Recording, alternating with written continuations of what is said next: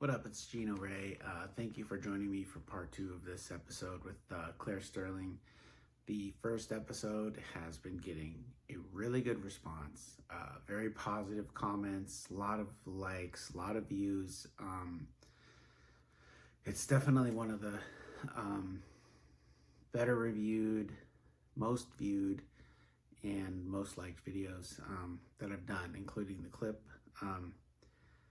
And I won't say that's a surprise, but it is some pretty hard subject matter we were talking about, and I think that's probably why, because it's connecting with people that have dealt with some hard experiences in their life and can appreciate Claire's bravery in being open and talking about it. So give Claire her flowers, because she really kicked ass that episode, as she will for part 2.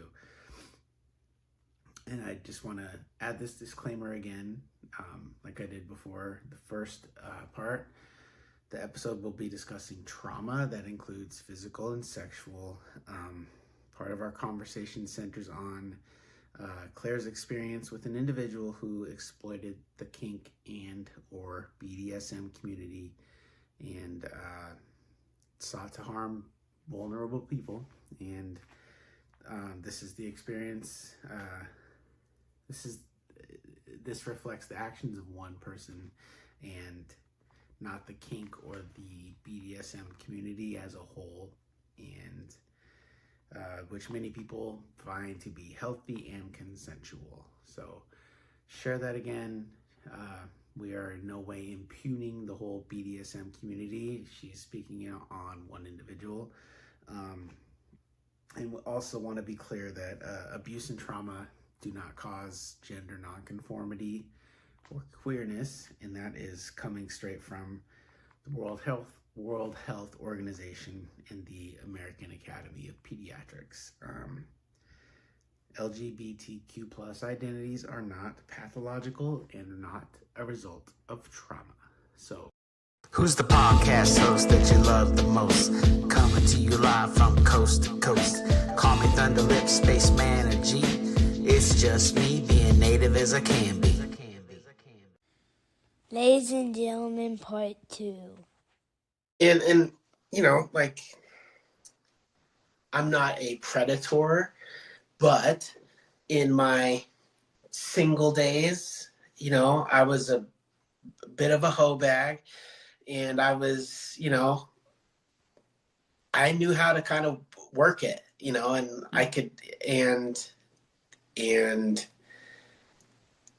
you know, say all the things I needed to say and do all the things I needed to do, and not realizing then, obviously, that the compulsive sexual behavior that I was acting out was my own trauma, but on a not grander scale, but just not recognizing that I was sort of dehumanizing the women I was pursuing, because I was pursuing them as a goal and not as a sexual object. Mm-hmm, right? And not trying to establish anything beyond that. And you know, it wasn't. I don't think I would go so far as to call it abusive or anything like that, but it was slimy, definitely slimy, and it's definitely not a period of time I'm proud of, especially in the at that time in the 20, when you're in your 20s, and right, I'm doing what I think I'm supposed to be doing, and this is what guys do, and you know, well, that's the patriarchy, right? That's what it does. Mm-hmm. It creates a societal structure where you as a man are entitled to this. Take what you're entitled to, right? Yeah. And that's and it removes the autonomy from the women. And that's what I went through. They were trying to chip away all the pieces of my own autonomy. They were trying to remove me from my family and friends, send me to a place that I've never been, so I'm isolated and I don't know where I am or where is safe or where to go. They were taking my money. And they were trying to get me to like get rid of my clothes. I mean, like all these little things. They start. It's another power structure of trying to remove my autonomy and my identity, which I already went through in my youth, and I already went through it in the military, and I was able to pull myself out, but it was by the skin of my teeth. I barely survived that, and I say this story because this is how dangerous it is, especially in our current society, for trans women. They don't know where to go, especially trans women that have not been able to have access to the funds, the education, therapeutic support, or a queer community. And so they are preyed upon by bad actors that will use different communities and outlets to isolate you and take advantage of you. And especially in this day and age where more and more trans people are losing their access to support and healthcare. So many trans women turn to sex work to make it and survive. And the sad stories that I have come across from my trans support groups, and just other people willing to share their story, either on the internet or in a book that I've read. God, it breaks my heart, and I genuinely feel so lucky to have survived that. For sure. Yeah. Well, I mean, and to what you're saying, if you were to pull out the playbook of how to be a predator and the playbook of how to run a cult, the covers are going to be different. The inside's going to be the same. Sure. Yeah. Isolate, strip identity, cut off contact from, Yep. I guess that's isolate, but yeah, start telling you how to think, what to eat, what to wear, what to do, where to be. Like, those are the same things. That's exactly how cults operate. Exactly. And it becomes that, I think it's like, when you start to fall in love with your oppressor type thing, well, the key component is they prey on your vulnerability. Right, so people that are in cults, they felt vulnerable in a space of feeling like they don't have maybe like you can look at the whole cult of Rajneeshpuram, right? Preying on the vulnerability of capitalism and people feeling so like our capitalist society is really ramping up and the engine is building and growing and establishing so much grip over people's lives, and they're looking for spiritual connection and they're not quite finding it in the spaces that they want.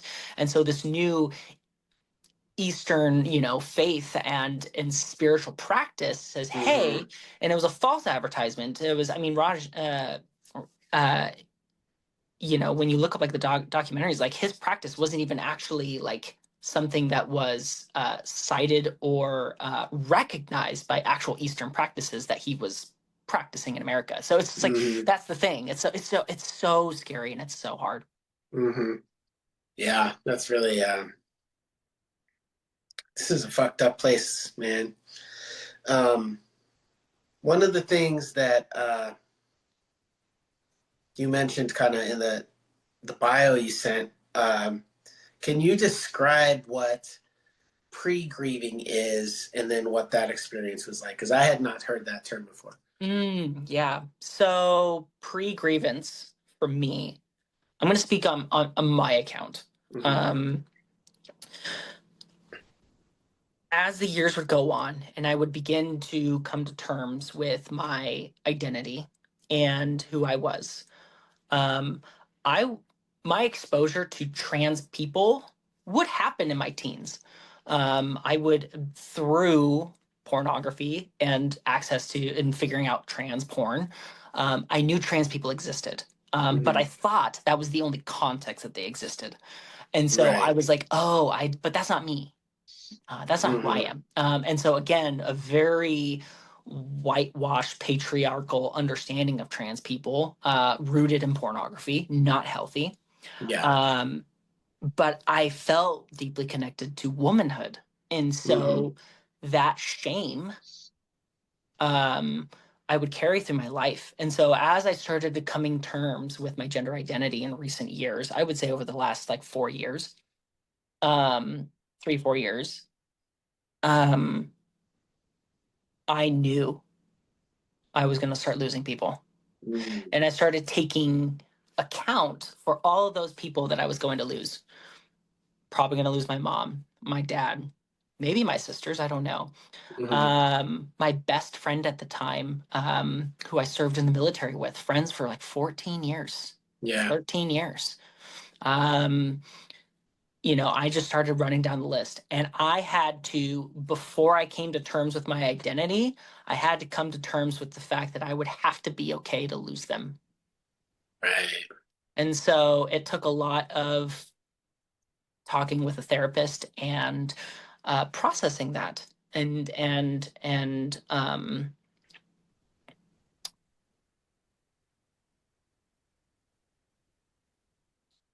a lot of isolation that kind of like sets in, of just like, I'm going to be so fucking lonely, and I don't know how I'm going to survive that. And the fear of the unknown of what's to come, Yeah. Coming to terms with that and saying, is it worth putting my authentic self first at the cost of losing them? In whatever capacity that means. And yeah, so I would spend a good year pre-grieving and preparing and steeling myself to come out. Because it's one thing to come out that you're gay. Like my adoptive father, he would pick on me and harass me throughout my youth about, oh, you're so girly, or you're so feminine or emotional and sensitive. I was a very emotionally insensitive, kid. Still am to this day. But I think some of that also comes just from my own neurodivergency. But again, doesn't matter. I knew what was coming. And so, yeah. When So I came out. sorry, I didn't mean to interrupt. No, So go ahead. for a year, you're pre-grieving and still acting normal, I guess, normal around these people. Yep. I already knew what I was going to tell them, which was hard because some of my actions was like, I know this is going to be the last time that I'm going to do this with them as an identity that's not real. Right. Yeah. I mean, it is a death in a way. It's a death to this fake character that you perfected for the last however many years. Yeah. Yeah, absolutely. Oh, man. Okay, thank you for explaining that. I guess I could have figured that out, but sounds better. You're Sounds totally better fine. coming from you. um, so who did you lose? Most everyone. Wow.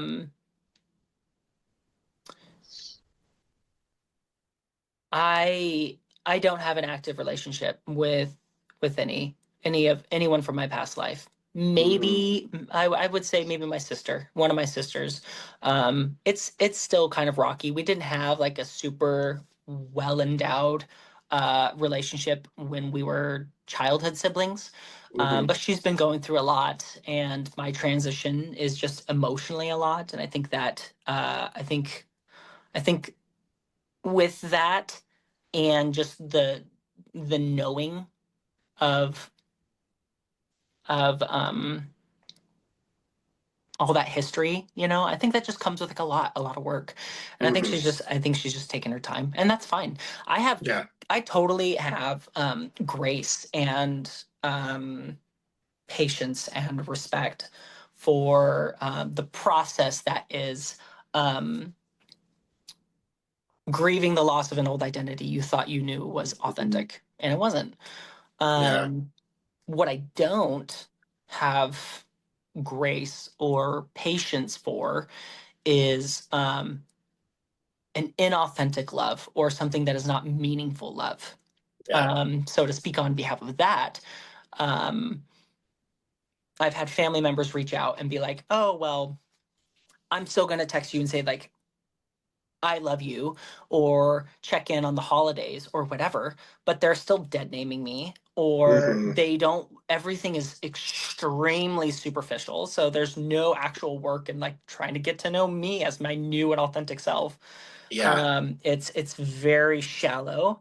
or they want to impose like their own religious beliefs on it, or accuse me of like I'm running away from myself, and my trauma has I'm leaning in to my trauma, and just and it's like, you have not asked me one question Right. about my journey, how I got here, the work I had to Mhm. do, and how much I even did to lean into my gender assigned at birth. So you're telling me that I haven't done the work, or I haven't tried hard enough, but you haven't asked me what I did. You've just Mhm. made the accusation. And so it's very dismissive. And so once the conversation starts there, I know they're not actually going to meet me at a middle ground. I already Right. know that there's no space for me to express anything Mhm. because they've already made their opinion. And so um, I've had to establish boundaries. Hey, Yeah. when you're ready, we can talk.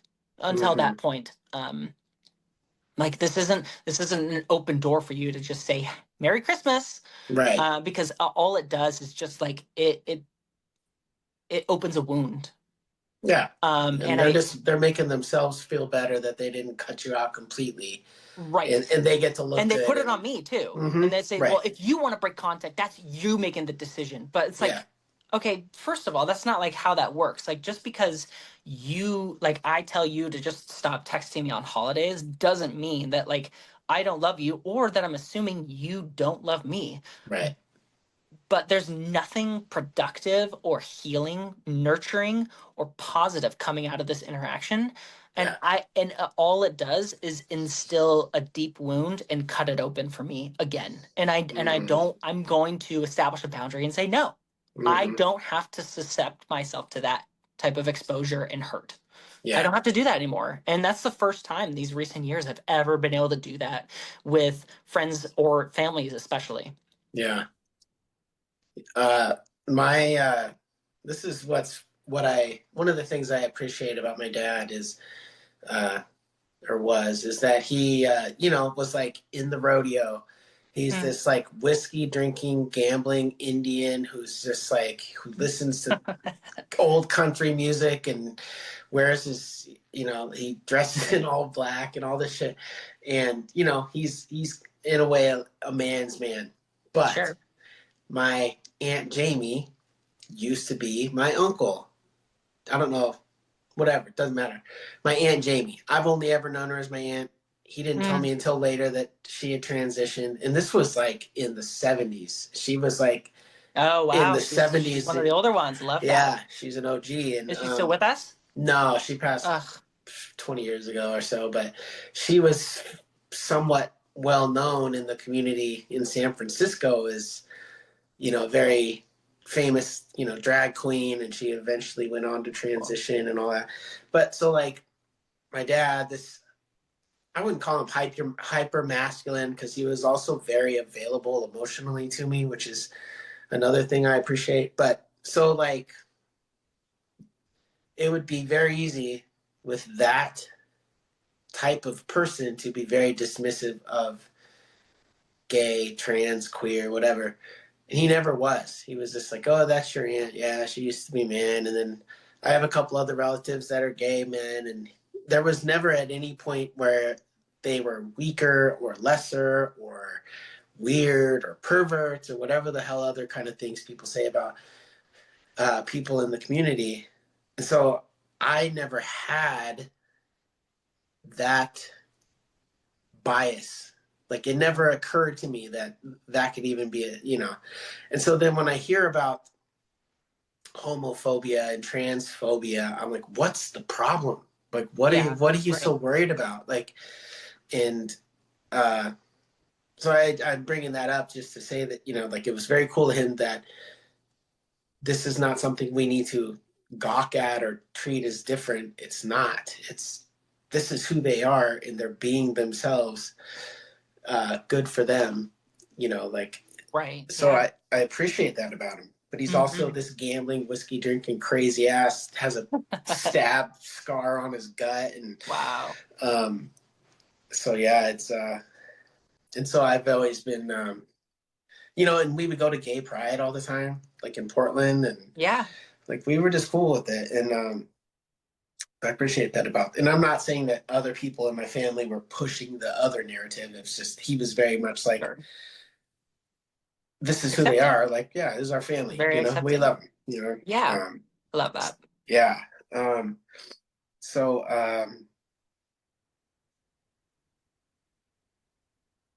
how did it start to feel? I mean, once you started to do the books and the support groups and the therapy, what was kind of the hardest part? And either physically, emotionally, spiritually, whatever. And what were some of the things that were like light bulbs? Like, I think the hardest part was to say it out loud mm, for the first time. I was in my car. I was driving home from like work or something. I don't remember. I do remember I was in the car. It was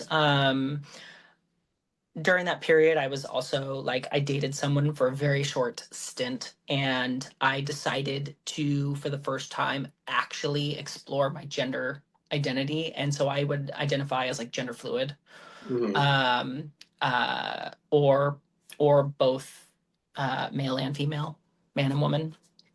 um and it allowed me, for the first time, it gave me permission to feel safe to explore something. And that partner was accepting. That was probably the only healthy part of that relationship, hence why it was a very short stint.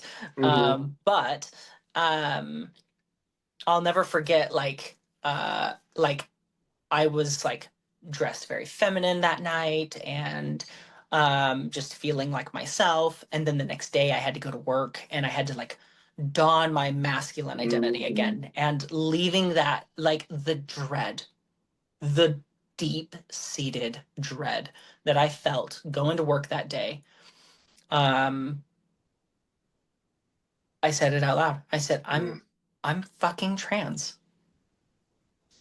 I'm I'm not gender fluid in the sense that I am both. I am a trans woman. Mm-hmm. Um, and you can, by the way, for the audience, you can be trans non-binary, so you can be both. I just realized I was not trans non-binary or transgender fluid where I identified as both. I realized I was a trans woman, and I said it Mm-hmm. out loud for the first time. And that was the hardest part. Once Yeah. I could say that out loud to myself with genuine authenticity, and I was ready. I was ready to finally start doing the work. Yeah. And I was 30.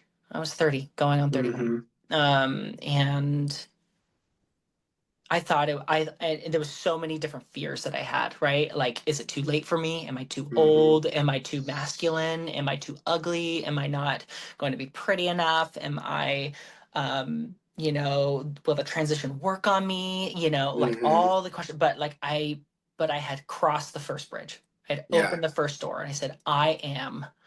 Um, and so when I was dating that person for that short period of time, um, she had asked me, well, when you are in your feminine identity, do you want a different name? And I said, yes. She's like, what's that name? And I knew it. I already knew it. And I knew it was Claire. And so, yeah, yes, was going to the trans support group hard, and reading all the books and listening to people that had transitioned over their lifetime, short period, long period, detransitioners. Yeah, all of that was hard, but Mm-hmm. it was the finally, like, just acknowledging it, I think, was the hardest part. Yeah. I mean, that's letting the That's that's officially letting the house of cards fall. I was gonna, yeah, I was looking for the right analogy. Yeah, Yeah. that's pulling the pin on the grenade. That's yeah, all that shit. Like, yeah, that's and how did you land on Claire? um that's actually kind of funny. So growing up, I was always super attached to a name. I hated my dead name that I was given. And a name that I always doubled back to was Lucius. I love the name Lucius. I think it's a beautiful name. It is, yeah. It's a beautiful name. And I would later realize all the little things that I did to kind of walk this line of being a little bit feminine, a little bit masculine, like, but no one could really tell. And I felt like Lucius was this name that could be either masculine or feminine. I really liked it. And Lucius means light. And what was so funny about that was when I actually met my biological father, he wrote a comic like out of fun, like for himself. Like it's not like a published comic, but he wrote a comic and he said that he wanted to name his superhero character to go by the nickname Lucky. And he said that the one name that he went by was Lucius Sterling. And I always loved the last name Sterling. So I thought it was so funny how kind of like that nature versus nurture, how things kind of like you're attracted or like drawn to certain things. And I think I'm sure as, you know, like you've explored through so many of your guests, especially of, you know, indigenous descent, I've listened to so many episodes where like they're drawn to something. It's like there's like this deep nature calling. And Yes. so for me, I thought it was funny that I was so drawn to that name. But I didn't want to be called Lucius as a woman. I was like, I love the name. I would name my kid Lucius. I think it's a beautiful name. But I was like, I want something that's more me. And it didn't feel quite me. And one day, I was like, I love the name Claire. And I looked it up, and in French, it also means light. And I was like, man, see? Perfect.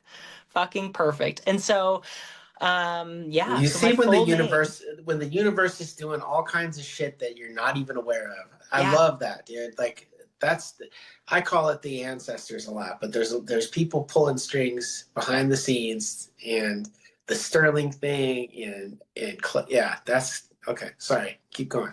Yeah, no, it is. It's really cool. And and I just thought it was so funny kind of how the universe made that happen. And so, yeah, so Claire, I knew was right. I knew Claire was right because she was always a light in my life, no matter how much I stamped her out or pushed her down or locked her away. And so my full name is Claire Victoria Sterling. Victoria, because for the first time, I feel like I found victory through Claire over my life.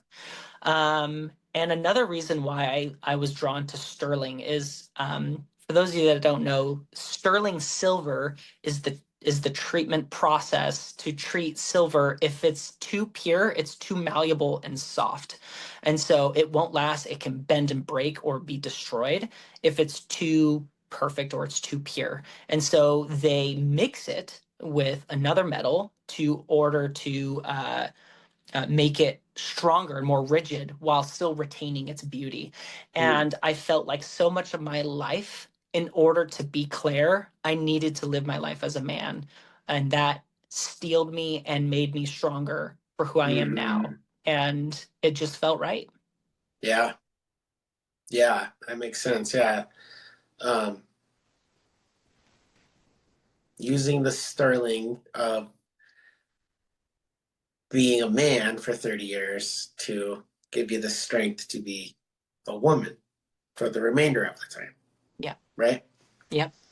Claire always reminds me of, this is a little old for you probably, but Claire was Molly Ringwald's character on The Breakfast Club. And then Lucius, of course, designed all of Batman's gadgets and vehicles and things like that. And then Lucius Fox. He was one of the characters that I first attracted me to the name. Yeah, and that's why I kind of chuckled, because you said Lucius, and I immediately thought of a black guy. And I was like, I love that. Okay, that's awesome. So how long did it take once you started to start feeling like you were getting some peace within yourself? Was it when you said that sentence in the car, or was there some more work that needed to be done? Oh, there was tons of work that needed to be done, but it was definitely the first door to open to peace, for sure. Absolutely. By that point, I would start going to therapy, and like I said, I would start doing the work. I'd start going to trans support groups and hearing other trans women's stories from all different points in time of their transition, from just starting, middle of the road. All of the surgeries are done. They've been transitioning for 13 years. Mm-hmm. And just like talking, finally having a community, a queer community that could talk about my experience. I'm like, oh my God, Yeah. I'm not crazy. Oh my Right. God. I thought I was the only one that thought those things or felt this Mm-hmm. way or whatever. And it turns out I wasn't. And I was Mm-hmm. like, oh my God, I cannot believe it. And it was so reassuring.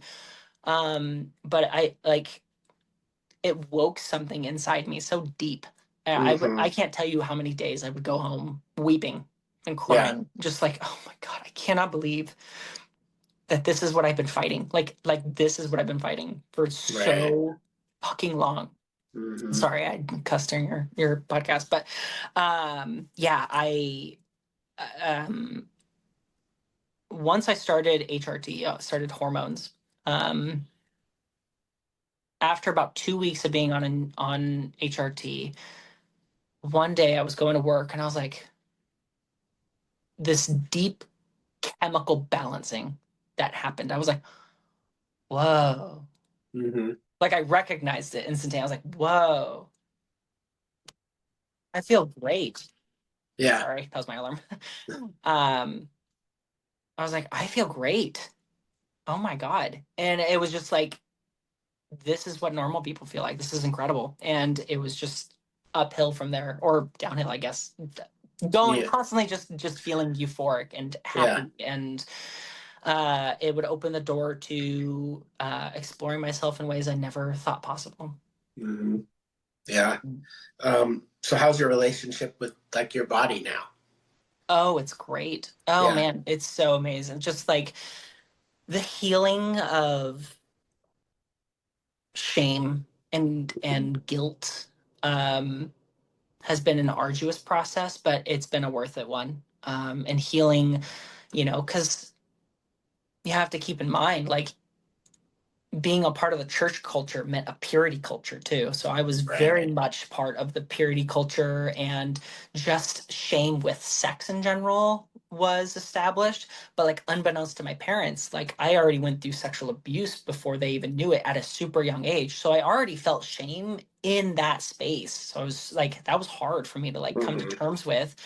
And then like unpacking the patriarchal design of purity culture and sexual exploration and feeling safe in my body to be able to explore and do things that I was so afraid to do. Um, yeah, my body just changing in all the ways that I wanted it to, that I never thought possible. Um, it's been so great. I've had two surgeries. I'll speak to one though. One that was very gender affirming was I got a hair transplant, which not is not exclusive to trans people. Cis heteronormative people get them all the time. Mm-hmm. Just cis people in general. And so like that was very gender affirming for me. And I just, yeah, it was my relationship with my body has been amazing. And what's also been great is my partner. She has Mm-hmm. created a safe space for me to be able to feel empowered and safe to try new things or whatever that may look like, at my own pace and speed. And she's been so supportive, and I could not have felt more lucky. What's her name? I'm sorry. What's her name? Jess. Guess? You want me to guess? No, no, Jess. Oh, okay. Sorry. I was like, okay. Jess. Okay. Um, yeah. So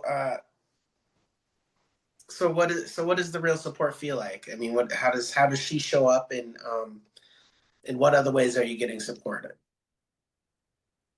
Um, Creating a safe space for me to be able to openly talk about my experience Mm-hmm. without judgment. Um, and so that can manifest in so many different ways. Mm-hmm. Not only talking about my transition and the journey therein, but also talking about my childhood or the military or the impact of past relationships that, warped my perception on what sex should be, or what, you know, uh, we look at the structure of relationships, and we often are so inundated with the patriarchal setup of man and woman, and this is man's responsibility and this is woman's responsibility, and me being in a Mhm. lesbian relationship that's like completely tears down that structure and says, what do you mean? And so Yeah. exploring that, being able to sit down and talk with her about that, it's great. She's so smart and educated, and what's great too is she grew up with the queer community, so Mm. she has had that lifetime access that I didn't. Yeah. So I get to by proxy be able to start seeing and being exposed to the queer culture and community that I didn't know Mhm. was around me and so close and Yeah. accessible, because I didn't know how to find it. I didn't know how to look for it. Right. And and her having the patience to know, like, I didn't know this, and Mhm. and whatnot. So she's incredible.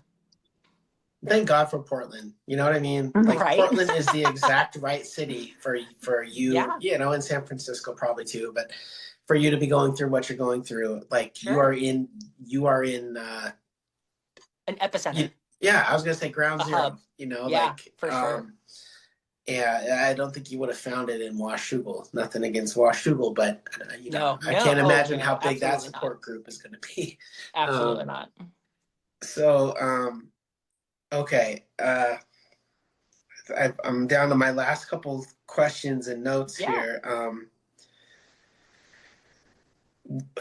What would you say to someone that's sort of on the edge of authenticity and they're not sure they want to make that step, Mm. knowing the loss that comes with it and knowing the gains that come with it? Is there something you would tell them? I would tell anyone who is, and I'm assuming you're talking about the trans experience specifically, Sure. um, it's worth it. I know it doesn't feel like the trade or the loss does not feel worth it. But I can't express what I've gained putting myself and my authentic self first. Um, I think um, I'm a huge believer in manifestation, right? So when you Me manifesting too. positive energy or you're Mm-hmm. manifesting negative energy, you're going to invite negative energy, or you're going to Yep. invite positive energy. And I think the same thing happens in so many tiny microcosm ways, right? Mm-hmm. And I think for one of those is authenticity. I can't tell you how many people that I look back on that I was either I had friends or even family that I look back on and our relationship wasn't as authentic as it should have been, and Mm-hmm. that was not just from my side being that I wasn't living as a woman, but also from them. Yep. And um, and and I think authenticity scares the inauthentic deeply. Yes. Yeah. Um, and I think about being trans, and I'll say this: being trans has a deeper rooted faith in my authentic self and my identity that I'm willing to make any sacrifice, both with my own body and uh, community, in order Mm-hmm. to put the faith in who I am first, that I think sheds a light on the inauthentic space that people that are part of religious communities think they're achieving and realize they're not willing to make the sacrifice to go. Right. I think it shines a light on the inauthentic lifestyle that they are living.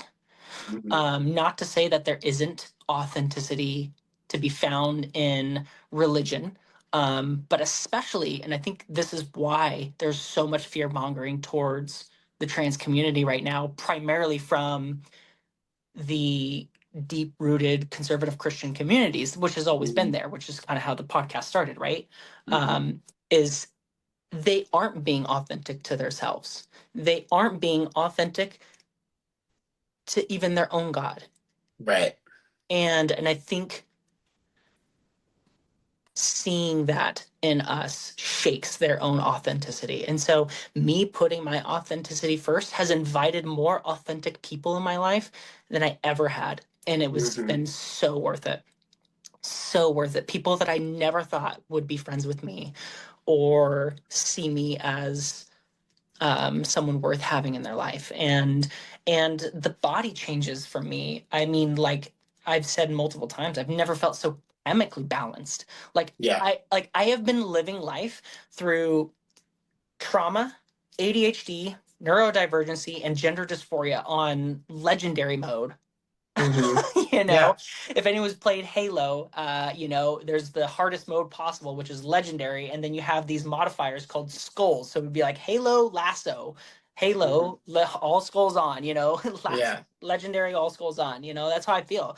And so for the first time being like medicated and like not being afraid of medication and like which was also rooted in a lot of Yep. Christian theology today for a long time of, oh, well, you're changing or you're modifying. And it's like, you Yeah. know, You're showing a lack God, of faith. yeah, exactly. Yeah, exactly. And there's a quote from a book. I forget the book, but they said, I think what's so special about being trans is how God it speaks on how God gave us um um you know, the ingredients, uh how he doesn't give us bread and wine, but he gives us the ingredients for to make bread and wine so that we can participate in the act of creation, right? And I Yeah. just like I don't remember the quote. I'll have to find it, but like I think that's so beautiful. And even the eunuchs of the time modified their body and they did things and they were still considered sacred and had special roles in God's community. So I don't know. I'm not I'm not saying that all people are like this because I still have some Christian friends that I think are very supportive and they're very progressive and I think that they get it. Yeah. But I am speaking on behalf in broad strokes the community of religious practitioners that demonize my own without ever making an effort to understand. Yes. Yeah, and that goes back to what we were saying before. It's just a lack of education. It's a over reliance on outdated ideas Yep. and an unwillingness to embrace or even explore new ones. Yeah. It's you know, and I don't know what you do with those people. And I think, I mean, you could just, you know, you could go crazy trying to convince people. The thing I heard was you can't wake somebody up when they're pretending to be asleep. And No, absolutely. I think a lot of that hardcore Christian conservative is some of it's just laziness and some of it is fear. You know, it's just a fear. I don't know. Absolutely. I mean, I think like I think you can relate to this deeply to further expand on your question about like what would I recommend something like about like exploring the space maybe for the first time. Talk to the people that are in the culture, not the people interpreting the culture. Yeah.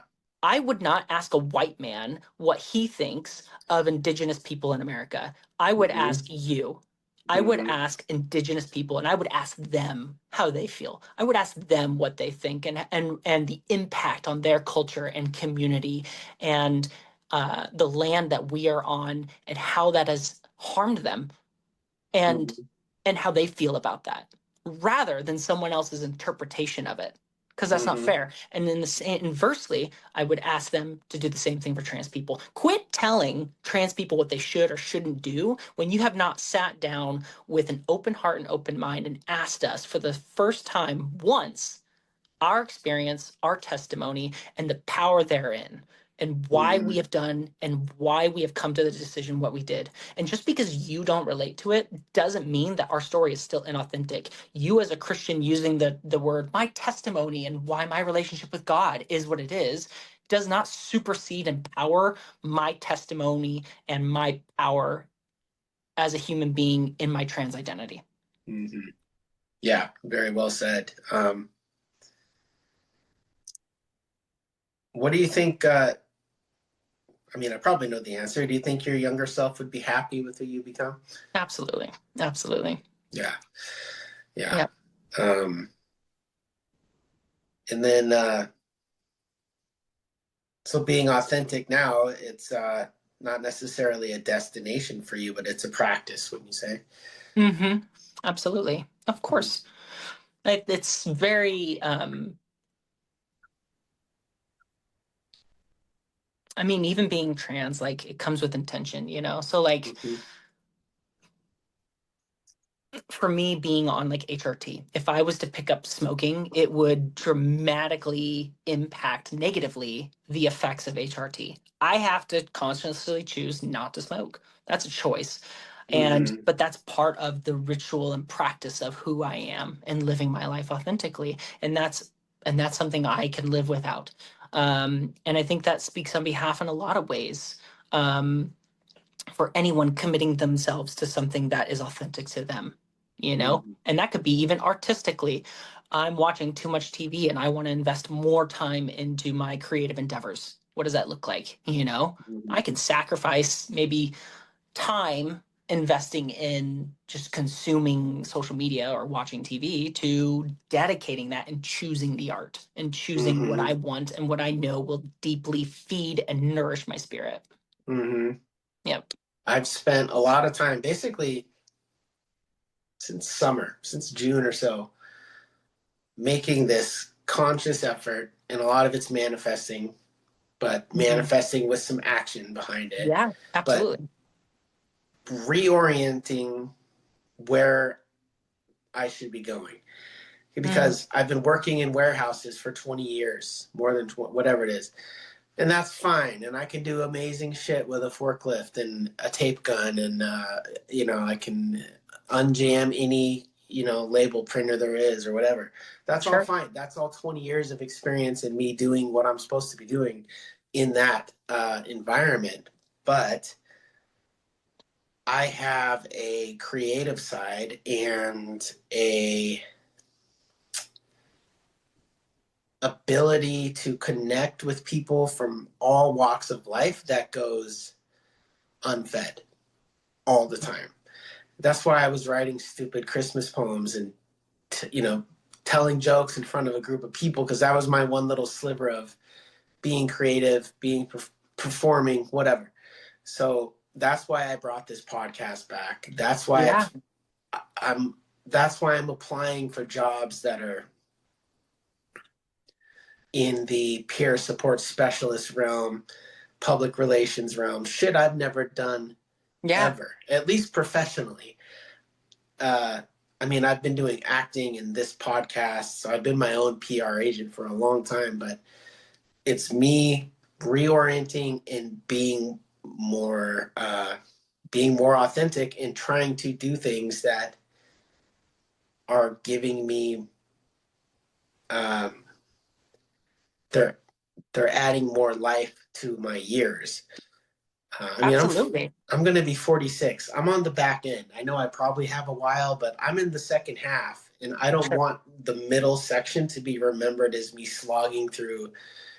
Uh, Just getting by. yeah, you Yeah, know, and um, so yeah, so I'm working at being more authentic. I'm working at being intentional, and um, I want to also people that have been on here have thanked me afterwards because they said it felt like a therapy session, because sometimes they're being Mm. questioned, they're being asked questions they've never been asked, Oh, wow. which like makes me feel amazing when I hear that. Yeah, So yeah, I'm saying all that to say that it's very admirable that you would you or anybody that's in your position that has been willing to take the losses they know they're going to take in order to get the victories they know they're going to get, and to bury who you are for 30 years and walk around being fake and pretending, and the torture that brings with it, and then finally saying, this is enough, I can't do this anymore, and making the Yeah, next step. That's so huge. I think it's huge, and it is. I appreciate you for that, and I appreciate you being open about it and being willing to. We have not talked since we worked together, aside I from maybe know. a Facebook comment here or there. So I wasn't Yeah. even sure how this was going to go, but I remember messaging you though when I came out and saying, "Hey, I'm getting a new, social media. If you'd like to follow me there, I get it if you don't, and stuff like that." And yeah, but absolutely, absolutely. what did I say? Did I respond, Yeah, or no, did I just follow? I think you said that you think that's great, and you were super happy for me, and you'd love to still be a part of my life, is what you said. Okay, Yeah. yeah, that tracks. That sounds like me. I'm a super nice guy like that, You you are a know. super nice guy, absolutely. um, But I think that's something, like what you're addressing, like again, I think it further expands on the question of like chasing my authentic self and going through this journey has allowed me to explore things that I only dreamed or thought was for someone else and not me. And so like I'm going into 2026, and for the first time I feel like my mind and my spirit is so in tune and at peace. mhm, My goal for next year and my theme is to just pursue my creative passions in a way that I've never allowed myself to do, because I'm mhm, so in tune and authentic with myself that I feel like invigorated in a mhm. way I've never felt so creatively invigorated. I'm a creative person, and I'm like so excited. Yeah, Yeah, and I think everyone deserves that. yeah. Yeah. You're a little ways behind me, but I have found that with every passing year, I know myself a little bit better. I've stripped away a little more of the bullshit, Yeah. and I do feel that as I'm getting older, I'm able to recognize the patterns in myself and in the people around me, and I think that um, I do think that getting older has had something to do with me wanting to live more authentically, because I'm able Sure. to use that 2020 hindsight and go, Mm-hmm. you were so full of shit back then, like, and I didn't even have, well, I had to dig myself out of a hole of inauthenticity that maybe was not as deep and steep as the one you came out of, but just the idea of being a mixed native and not knowing my inauthenticity was because I wasn't even sure what my authenticity was. Yeah. And so I think now, just, and these podcasts have helped, but finding it easier as I get older to be authentic, Yeah. and also recognize authenticity, I think is the other thing I'm finding. So yeah, imagine what you'll be when you're 46, dude. You might Yeah. be, who knows, right? So what? Well, yeah, I mean, that's a goal for so many trans people is to grow old. Mm-hmm, So right. many of us don't make it, either due to suicide or, we have such a high rate of assault against us, Mm-hmm, and we don't make it.